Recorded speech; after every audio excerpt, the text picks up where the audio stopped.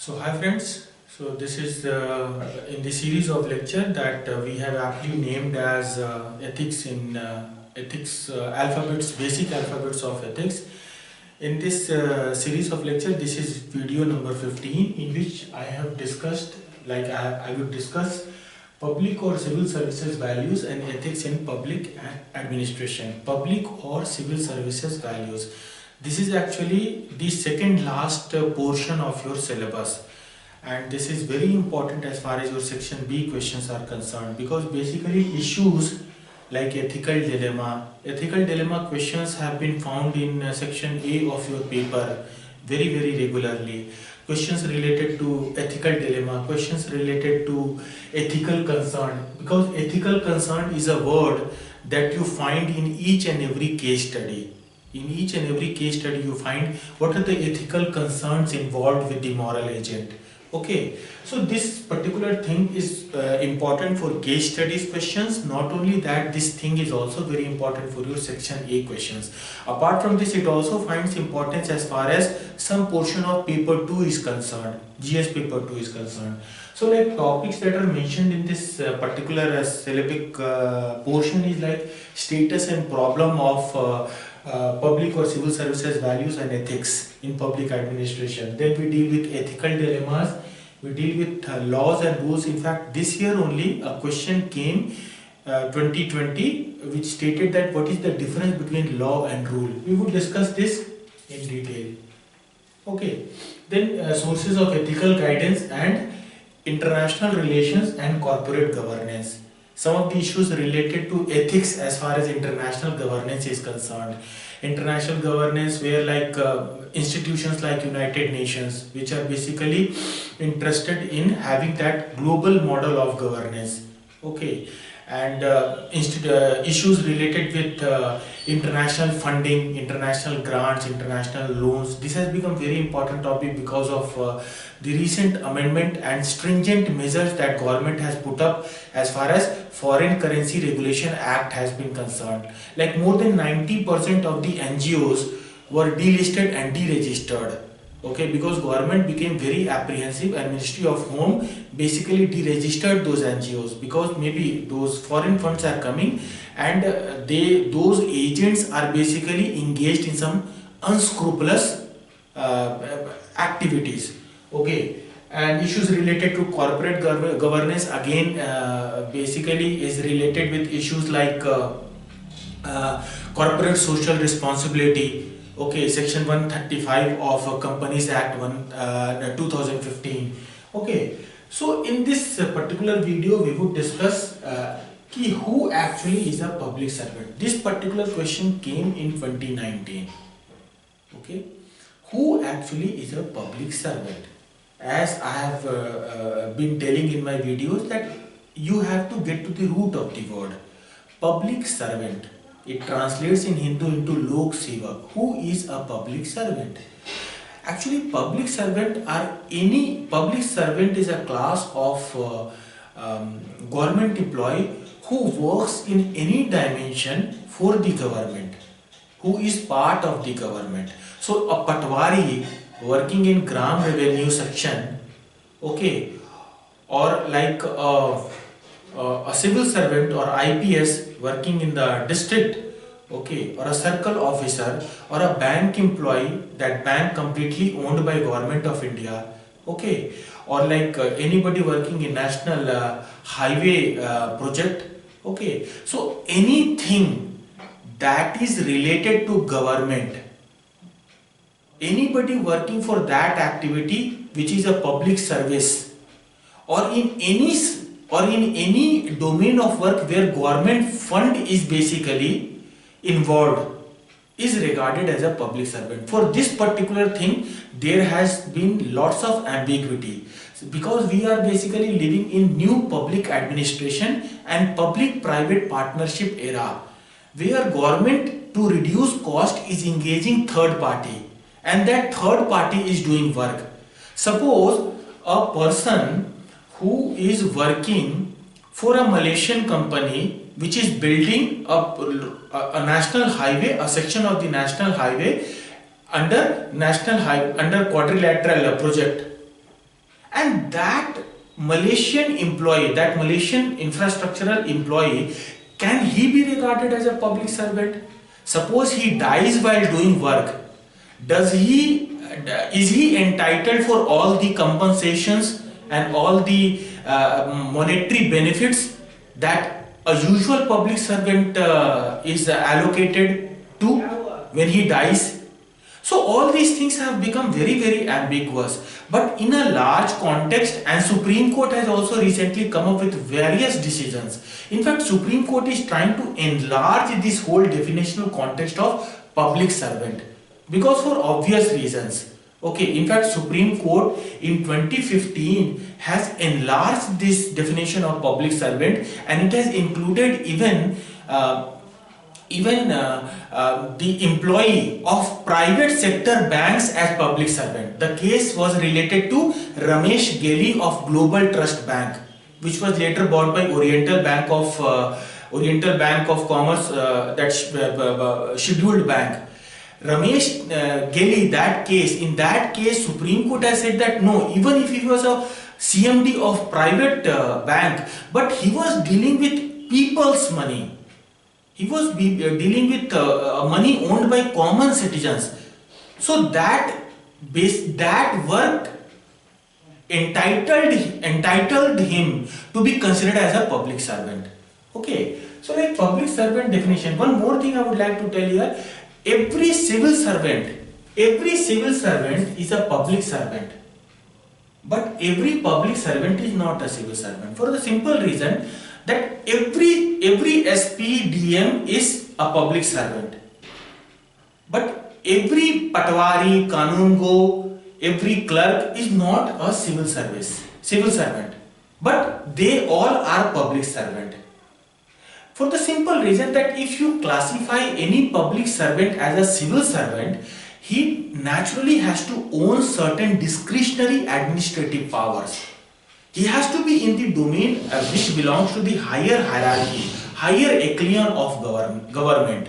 So that criteria makes civil service and public servants slightly different. Okay. Supreme Court has expanded definition of public servants under Prevention of Corruption Act 1988. It was amended in 2013 with the first draft, then again it was amended. In fact, new Public Prevention of Corruption Act was brought in 2013, but it could not be passed. Again, it was brought in 2015 and it got passed in 2018. So, Prevention of Corruption Act, Supreme Court has expanded this definition of public service for very obvious reason that now we are living in an era where there is new public administration, new public management, and public-private partnership. Okay, actually, in Prevention of Corruption Act 1988, every public servant is generally punished under two sections. You have to know those two sections. First is section 13(2) and second is section 13(1)(d). For section 13(2), see, in most of the case study questions you find that public servant or that SP or that DM or SDM or CO is basically culpable under section 13(2). You have this particular section has been written n number of times in your civil services question paper. So basically these two sections is important. Actually, section 13(2) of Prevention of Corruption Act deals with criminal misconduct, and the maximum punishment is not less than 1 year, with or without fine. And section 13(1)(d) is related to disproportionate asset case, where basically you are amassing wealth that is not in proportion to your valid source of wealth. Okay, and section 13(1)(d) is basically the punishment is not less than 2 years. It can go to 5 years with or without fine. Okay.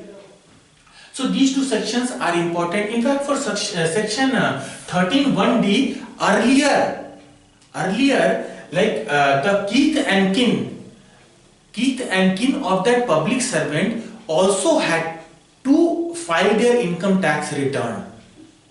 They could also be made, because most of the public servants, what they do, they basically exchange or they basically transfer the disproportionate asset that they have earned through unscrupulous means to their kith and kin account. So earlier kith and kin account was also taken into consideration, but now after 2018-19 it has been done away with. So now you can say that Prevention of Corruption Act has been slightly diluted. Okay. Then we come to section 197 CRPC, Criminal Procedure Code. Actually, this is the way in which criminal conduct happens in court, CRPC. Okay, section 197 of CRPC says that any public service, any public servant who is tried for Prevention of Corruption Act, okay, or who is tried for any criminal misconduct scenario, for that public servant or civil servant, the permission, there must be a departmental permission that should be taken from the supervisor or supervising authority of that particular public servant. So from time immemorial, this particular section has been used as a shield for those public servants or civil servants, because naturally those departmental permission is not granted on a timely basis, and this way they keep on working, keep on because most of there is conflict of interest also while granting of that departmental permission, because anyway all those people who work at the junior level are in connivance, are in hands in gloves with those people who are senior to them. They basically pass what they have earned, they basically pass the cut to those people as well. So departmental permission was very difficult to get. Okay, section 197 CRPC, departmental permission. Okay, and this has always been used to shield those people. Recently Supreme Court has passed some of the decisions that goes against 197. He said, Supreme Court said that it is not necessary to have departmental permission if those criminal misconduct conducted by those public servants are of a different variety. Okay. Then we come to ethical dilemma. Actually, I have discussed this thing in my demo class, in my earlier classes as well.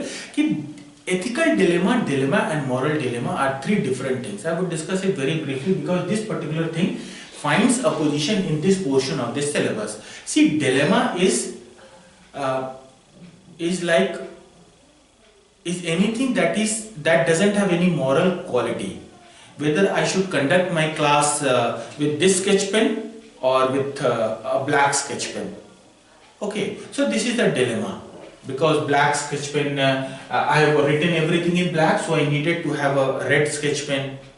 Okay, so this is a dilemma whether I should conduct this class in black or red, or I should stand here or should stand here. This is a dilemma. This is amoral. Then we come to second thing, that is moral dilemma. It has ethical connotation, this particular word. In this, basically you have two or more moral stance. Maybe you should give alms to a beggar, or you should you should keep on collecting that money, okay, for which every day you needed to give as alms to those beggars. You keep on collecting that money, and at the end of the month you do something for some education for that some street children. So this is a moral dilemma. Okay, or maybe like you can allocate extra services. You can allocate some extra money to your servant who had a certain bereavement in his family. Okay, or no, you should stick to your point that no, he should be paid as it was decided. Okay, so these are all stances which have certain moral dimensions to it. And the third stance is ethical dilemma. Ethical dilemma basically is a type of dilemma, a type of moral dilemma rather, in which you have to take one action. So in these three conditions of dilemma, moral dilemma and the third condition, you have to take action. These three conditions, when it gets fulfilled, you go to ethical dilemma. See, dilemma is you have two or more options. Okay. For moral dilemma, in this particular stance, all those options are moral in or have certain moral dimensions to it. Okay, these two. Third is you have to take one stance or one option. So when all these three conditions gets fulfilled, you go to the arena of ethical dilemma. Actually, I find this correct usage of this word most vividly in Hindu newspaper, because whenever that public servant or that neta or that cabinet minister, whenever he doesn't need to take action, the stance is always built as moral dilemma. But when that, in fact, I saw this correct usage of word even in that Kisan Andolan, when like agricultural minister need not to talk with those farmers, it was moral dilemma. But when he had to talk and he had to take a decision, the whole stance in a matter of a day converted to ethical dilemma. Okay, so ethical dilemma, actually ethical dilemma can again be listed as three types. Personal cost ethical dilemma, where I have to make some negotiation with my internal consciousness, personal cost. Then right versus right, there are always dilemma for a public servant in which two right virtues are contending with one another. Maybe virtue related to proper communication versus official secrecy act. Maybe virtue related to equality versus justice. Maybe virtue related to punishment versus humanity. So all these things is right versus right, and conjoint is the third type. It is a variation of right versus right. Okay, where both the right are basically conjoined with one another. Okay, to give an example, in the matter of employment. Okay, in the matter of recruitment, if two person comes up, one with reservation and another a general candidate, okay, there is only one seat, okay, and both of them comes up with valid means, with legal means, and they both intend to, they both are basically trying for that particular one seat left. Okay, so what could be my being a recruiter or being an admission giver to those people, what could be my dimension of this ethical dilemma? Because here the contending parties is justice versus equality. Okay, whether I should treat both the people with equality, or I should provide justice and I should provide that seat to that reserved category candidate, even though that reserved category candidate has come to that position of being admitted with a low credential. Low credential means low marks. Okay, so this is ethical dilemma.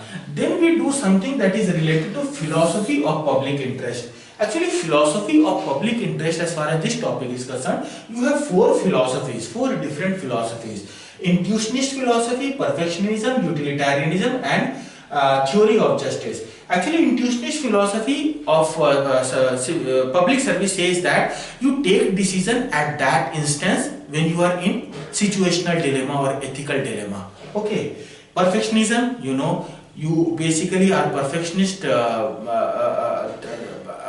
approach. You have perfectionist approach as far as your attitude is concerned, and you basically take the most perfect approach. Actually, this also leads later on to red tapeism. Okay, because you keep on doing everything in a very Peshkari system. Okay, from this table it would go to that, then that officer would screw the whole thing, then there would be notings. Okay, third is utilitarianistic approach. So what produces maximum good for the maximum people, and third is theory of justice. This particular philosophy of public service has been propounded by John Rawls, and it says that there are basically two provisions. One is that every person on the value of being a human being should be treated with dignity, and all the public services should be equally available to all persons. Okay, but when this dignity of the human being and all public services should be equally available to each and every human being are in clash with one another, the dignity of human being clause prevails. Because for John Rawls, as I have discussed in my previous lecture, the dignity of human being, the dignity, the equality, and the respect of that human being per se is very, very important. It is rather most important as far as justice is concerned. Okay, so with this we have discussed more or less each and everything that would be discussed within this topic in the shortest time frame. I hope you are liking my video. Thank you for giving time, and keep on sharing my video. Thank you.